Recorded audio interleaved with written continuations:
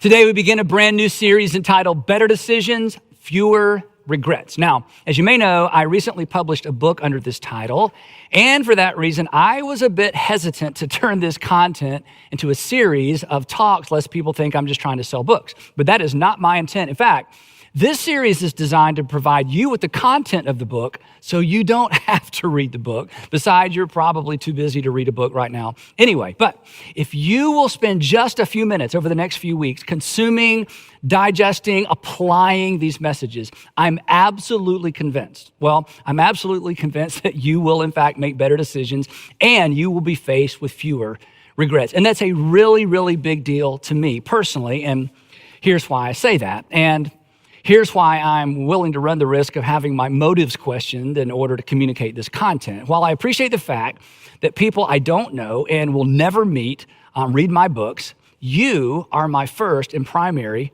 audience. You're the folks I care most about, feel most responsible for, and honestly, you're the folks I feel most accountable to, more than any other group of people, more than any other family, students, singles, couples. I want you to make good decisions, and I want you to have some tools. I want you to have some handles to help your kids and your nieces and your nephews and perhaps your grandchildren to make good decisions as well. So in spite of the potential awkwardness this creates, or maybe the suspicions it arouses, I wanted to communicate this content directly to you. Now, the big idea for this series, Better Decisions, Fewer Regrets, is the often overlooked relationship between good questions and good decisions. Good questions and good decisions. The truth is, good questions set us up for good decisions. In some ways, our decisions are no better than the questions that we ask or the questions we don't know to ask. And we'll talk more about that later. So, in this series, I'm going to provide you with 5 questions to ask every single time you make a decision of any significance or magnitude: financial, relational, academic, professional. These questions honestly have shaped my life, and consequently, it's shaped my marriage, our parenting, and as you'll recognize, it has certainly shaped my teaching as well. It's the framework for how Sandra and I make decisions all the time. It's how we've taught our kids to make decisions. So I'm convinced that if you will ask and answer honestly and act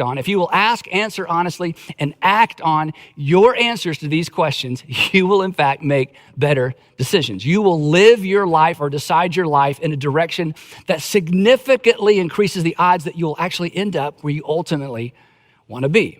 As important, the people who look to you, the people who depend on you, the people who work for you, their lives will be better as well. Because, and you know this, you are not the only person impacted by your decisions. And you are not the only person impacted by your regrets either. In fact, we have no idea who is ultimately impacted by the decisions we make. In fact, some of your decisions will impact descendants you won't even live to meet. The impact and outcome of your decisions will shape their story. Your decisions determine your fingerprints on somebody else's future, somebody else's life. And you know this, sometimes it takes a lifetime for the outcome of some decisions to play out. In some cases, it takes generations. For example, and granted, this is a bit extreme. Think about it. What if George Washington had decided to allow Congress to make him a king? Think about the implications of that one decision. They come to George Washington, and we don't know all the details, but they say, we don't want you to be a president. We want to give you a throne and a crown. We want to make you the supreme ruler. What if he had accepted that offer? The benefits of his decision to refuse that offer, to refuse the crown, they've played out for generations. What if Dr. Martin Luther King Jr. had decided to stay up north and remain silent about what he knew was taking place in the South? The aftermath of his decision, that one decision, continues to play out to this very day, and it impacts all of us. Now, I know you aren't George Washington and you're not Dr. King, but the same is true for you at some level, and the same is true for me at some level. Generations of people may very well be impacted by the decisions you make. In fact, if you plan on bringing children into this world, or if you've already brought children into this world, you know with certainty that your personal decisions have generational implications. And if you're not convinced, all you have to do is turn the equation around and look back instead of ahead.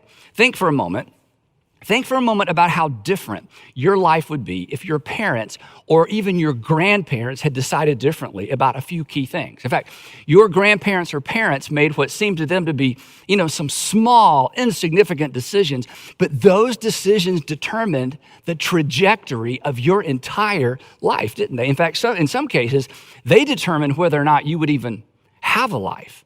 But they weren't thinking about you at the time. In fact, you weren't even around to be thought about, but you have been impacted by their decisions, for better or for worse. Perhaps your life would be very different if your father hadn't chosen to keep picking up that bottle. Or someone whose life would be very different if their mom hadn't run off and left the family. And the opposite is true as well. Maybe your dad is the one who conquered that habit, kept the family together. Maybe your mom chose to stay when another woman would have walked. The point being is simply this: we never know. We never know what or who hangs in the balance of the decisions we make. But here's what we do know. Private decisions always have public outcomes. Your private decisions, your personal decisions, your private decisions probably won't stay private. Your personal decisions will impact some other persons. And here's the thing. I know you want to get this right. We all want to get this right. And I'm confident that you can if you will simply ask, answer honestly, and act on the 5 questions we're going to discuss in this series. Your fingerprints on the future will be worth celebrating. So this is a really big deal, and it's a bigger deal than you. It's certainly a bigger deal than me, as I remind parents all the time. This is about the future. It's about future generations. In fact, perhaps if you're a parent, you've heard me say this to you. The most significant thing you do may not be something you do. It may be someone that you raise. So back to you. Here's kind of the big idea. Your decisions, my decisions, your decisions determine the direction and the quality of your life. It's your decisions that determine the direction and the quality of your life. Your decisions, in a way, are like the steering wheel of your life. Our life, our experiences, they follow our decisions. In fact, you are where you are because of decisions you've made. And I know you're going to push back on that just a little bit because it wasn't just your decisions that landed you where you are today. As we just pointed out, you are where you are in part because of decisions other people have made as well. But before you push back too far and too hard, consider this. Your responses or your reaction to decisions other people made that influence your circumstances, your responses are decisions, right? A response is a decision. We decide how we respond. We choose our responses. Remembering that is how you avoid a victim mentality. This seemingly small nuance explains how people who've been dealt the worst hands imaginable, a hand they had no control over, are able to rise above their circumstances and accomplish, in some cases, extraordinary things. It's why people who have every reason in the world to be bitter and angry and cynical or self-destructive, it's how they avoid all that. And how do they do it? Well, they decide. They decide rather than react their way into the future. And in doing so, they create a preferred future. Besides, we have all lived long enough to know that a response always creates a better path forward than a reaction, right? I don't know about you, but I rarely have to apologize for a response. I almost always have to apologize for a reaction. A reaction generally makes a bad situation worse. A thoughtful response generally creates a bridge, a way forward. Reactions usually create regret. In fact, earlier this year, I reminded you that your ability to respond rather than react is your superpower. Remember, we talked about this. It's your superpower. Deciding to react sets us up to become a reflection of what we despise. Deciding to react actually sets us up to become a reflection of the people, in some cases, that we despise. To react is to relinquish control of your own story. It's like handing the pen to an enemy and asking them to write the next chapter of your story. But deciding to respond allows us to thwart evil, redeem pain. In some cases, it empowers us to reverse the course of our lives. So once again, never, ever, ever, never underestimate the power of a measured response, and never forget that your responses are decisions. This is how you write. This is how you decide your best story. Now, as we're about to discover, if you will pause to ask any of the 5 questions we're going to discuss in this series, if you will pause long enough, the pause will create the margin you need to respond rather than react. So we are where we are primarily because of decisions we've made, and we're headed in the direction we're headed for the same reason, which means, of course, that your future will be determined by your decisions as well. Your decisions determine the story of your life. So the good news is this. If you don't like your current story, if you don't like the current chapter in your current story, if you don't like the current direction of your story, you have the opportunity to decide your life in a different direction. You can decide a better story. You can decide your way toward a preferred future. You have the opportunity to decide a good story. More on that in week 3. Now, before we get into too much detail, I want to tell you where the idea for this series originally came from. It really started with my dad. When I was a kid, my dad had a terrible habit. At least I thought it was a terrible habit. His terrible habit was this. He wouldn't tell me what to do. Specifically, he wouldn't tell me what to do when I didn't know what to do and I wanted him to tell me what I thought that I should do. Now, I know that most kids don't really want their parents telling them what to do, and I was like most kids most of the time, but on occasion, like most kids, on occasion, I just needed him to tell me what to do, and he wouldn't tell me. In fact, it was worse. Instead of answering my question or my questions, he would ask me questions, and his go-to question was this. He would say, Andy, what would you do if I wasn't here to tell you what to do? I heard this 1,000 times. Andy, what would you do if I wasn't here to tell you what to do? And of course, my go-to response was, but you are here, so tell me. And then my dad's go-to question wasn't his only question. There were so many questions. During middle school and high school, his arsenal of questions included one of the 5 that we'll explore later and one that you've heard me talk about before. He would say, well, Andy, what do you think is the wise thing to do? What do you think the wise thing is for you to do? I hated this question. I hated this question, especially in middle school and high school, because in middle school and high school, that question usually eliminated most of my preferred options. But when I took it seriously, it also eliminated a lot of unnecessary regret. But what I didn't appreciate then as a kid that I certainly appreciate now is this, the why. Why all the questions? Why not just answer my questions and tell me what to do? It would have taken a lot less time. And you can probably guess why he asked me so many questions.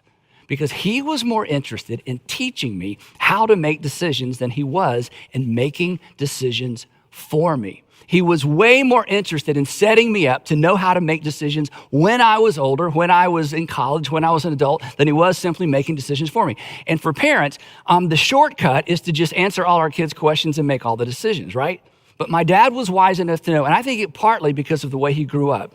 He was more interested in teaching me how to make decisions than he was in simply making decisions for me. Now, he started really early, maybe too early, but to his credit and to my advantage, he started while the stakes were low. He started when the consequences of my decisions weren't all that bad. Now, unbeknownst to me, and I think unbeknownst to him, he was also teaching me something else as well. And that something else is pretty much the overarching theme of this series.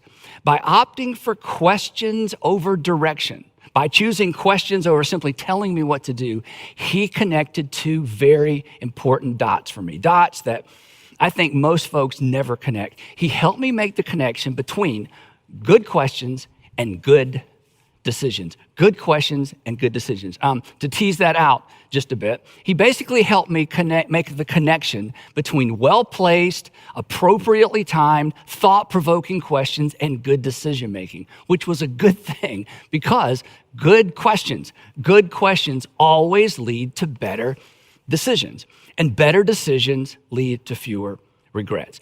This is why on the backside of a bad decision, it's not unusual to hear someone say, in fact, you may have said this, on the backside of a bad decision, I should have asked more questions. We know intuitively that the more questions we ask, the more information we acquire, which leads to greater insight and hopefully better decisions. But pausing, you know this, pausing to ponder a list of potentially disruptive questions, well, it's just not easy and it's not even intuitive. The truth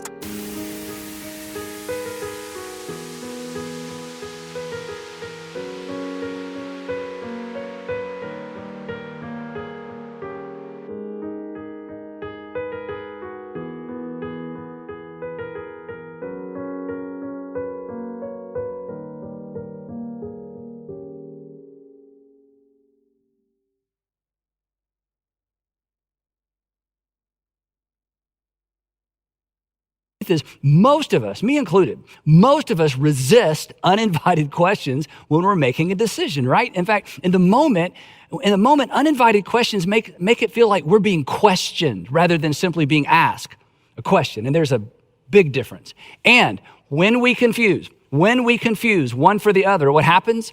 Our defenses go up and our learning aptitude goes down, because it is virtually impossible to welcome new information or new insight when we're convinced our judgment is being questioned. And this is especially true when we're making personal decisions. After all, they're personal. Translated, it is nobody's business.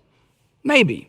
But again, most of our personal decisions eventually impact and affect some other persons. It may be none of their business, but the results of our personal decisions often intersect with someone else's business, especially the folks closest to us. So there's no getting around the fact. There is no getting around the fact that well-placed, appropriately timed, thought-provoking questions set us up for better decisions and fewer regrets. Now, I'll tell you who is nodding in agreement about now. All the professional counselors out there. Isn't that right? All the professional counselors, if you'd raise your hand for just a minute. Yep, I see you out there. Isn't it true? All the good counselors, they get this. And great counselors, you master this. Great counselors know that most of us are far more likely to follow through on decisions we make than decisions other people prescribe to us or for us, right? And to the point of counseling, we're far more prone to take our own advice than advice prescribed to us by someone else. So a good counselor, and this is what drives you crazy about your counselor, a good counselor will never tell you what to do, which is so frustrating. It's why I stopped doing counseling, because I enjoy telling people what to do. And honestly, nobody ever did it. And I didn't have the time or the patience to do what great counselors do. And what do great counselors do? They scatter breadcrumbs. They scatter breadcrumbs all along our path to lead us in the direction of our best option. They scatter breadcrumbs along the path to lead us to that aha moment of insight. And once we arrive, it's clear. It's so clear what we should do. And we're far more likely to do it because we arrived at it on our own. Sort of. And the breadcrumbs that they scatter all along our path, you know what they are? You guessed it. They are well-placed, appropriately timed, thought-provoking questions. Now, I experienced this firsthand for the first time about 25 years ago. I was meeting with a counselor who was so incredibly good at this. And two questions in particular he asked me at the perfect moment placed me squarely in front of the mirror to my soul. And I saw what I had never seen before, and I didn't like it. And one of his questions actually compelled me to decide my life and my teaching and really my whole approach to ministry in a completely different direction. In that moment, I saw something in me, again, I'd never seen before, and you can't unsee something once you've seen it. And I've shared that story with you before. His other question, he asked me much later in our time together, and this question actually paved the way for reconciliation between my dad and me. Steve, my counselor, and I were actually walking around a quarter-mile track at a local high school. He learned that it was easier to talk to me when we were going somewhere rather than facing each other. That's the case for a lot of people. And I was going on and on as we walked around the track. I was going on and on about how frustrated I was.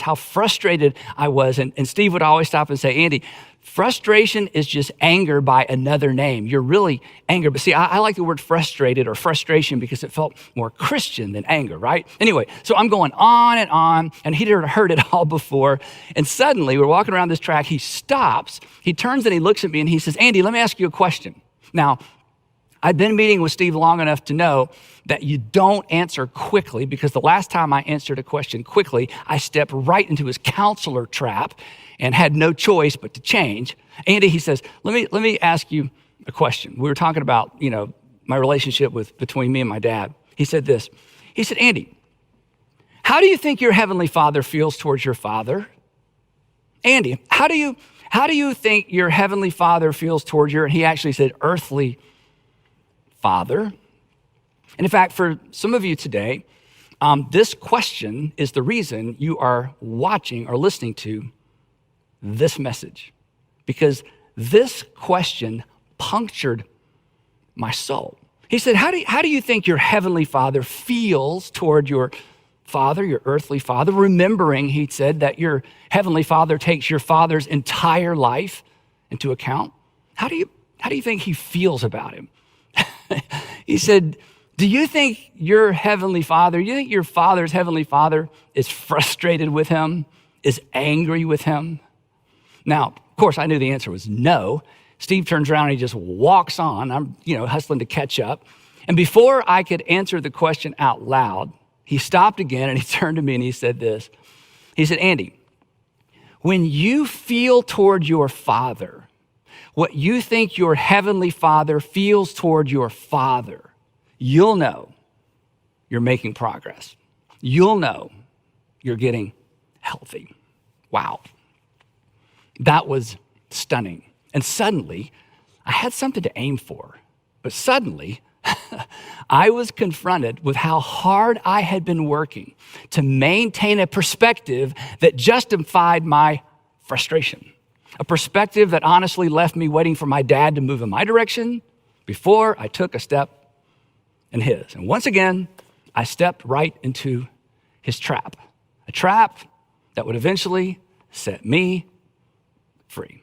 Now, when it comes to progress, when it comes to making better decisions, avoiding regret, it's hard to beat. This is why I told you that story. It is hard to beat well-placed, appropriately timed, thought-provoking questions. So, what if you had the questions ahead of time? What if you had a list of questions you could ask yourself when faced with an important decision? Questions to ask when you're stuck. Questions to ask when you're unsure, frustrated. Imagine having a list of questions that serve as a grid or like a filter to evaluate your options, even your emotions, even your responses and reactions. And the purpose of this series, honestly, is to give you the questions ahead of time. Not all the questions, but 5 questions I'm convinced will result in better decisions and fewer regrets. If you ask, answer honestly, and act on your answer. Essentially, what I want to do is I want to add 5 questions to your decision-making grid. Now, I say add because you already have some sort of grid that you run options through whenever you're making a decision. In fact, you use that grid every single day.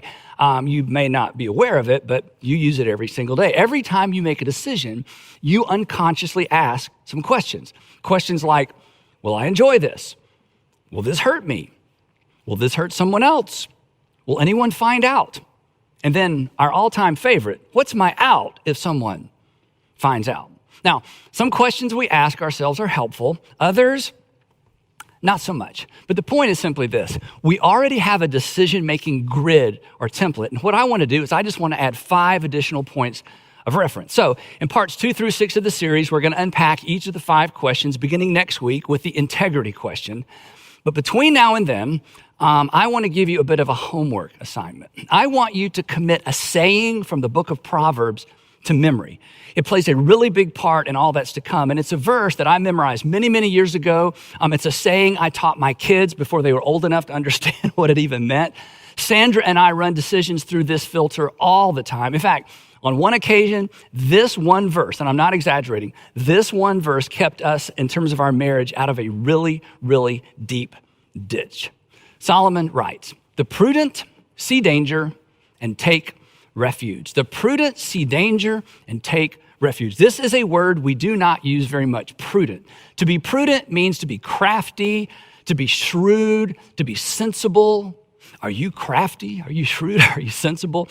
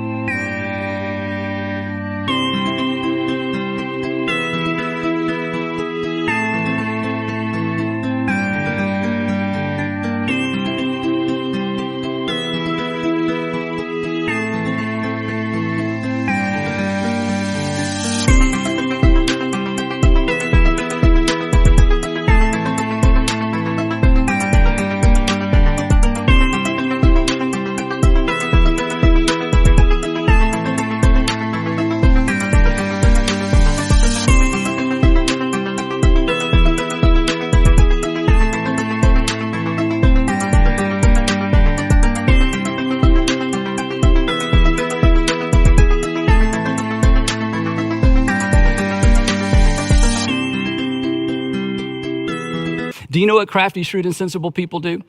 Crafty, shrewd, and sensible people connect the dots. They live as if life is connected, that today's decisions determine tomorrow's options and tomorrow's outcomes, that today's decisions show up in tomorrow's relationships, that today's reactions and responses have a way of smuggling themselves into our future.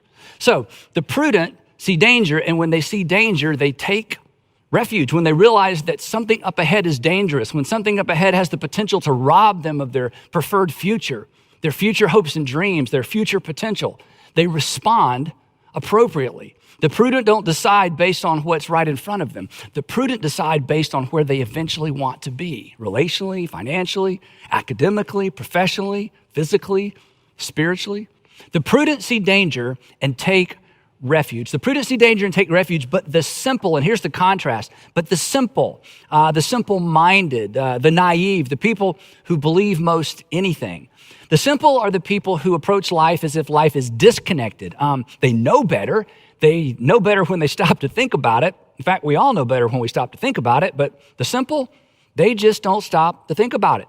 So they don't take refuge. Instead, the text says, Solomon says, they just keep right on going. And as a result, they pay the penalty. Or the version that I memorized when I was younger and taught my kids says, and they suffer for it. The prudent see danger and take refuge, but the simple keep going and they pay the penalty. They suffer for it. Again, I want to encourage you to commit this verse to memory because the 5 questions we're going to discuss in this series, if you will incorporate them into your decision-making filter, they will slow you down and create the perspective that you need to see danger coming. And it will help create the margin you need to stop and think about it, to connect the dots, to put your passions, your desires, your fears in proper perspective. These 5 questions actually are going to serve as a reminder that life is connected. If you'll ask these 5 questions, you will make better decisions and you will be better off. But as a Jesus follower, there's another important component to all of this,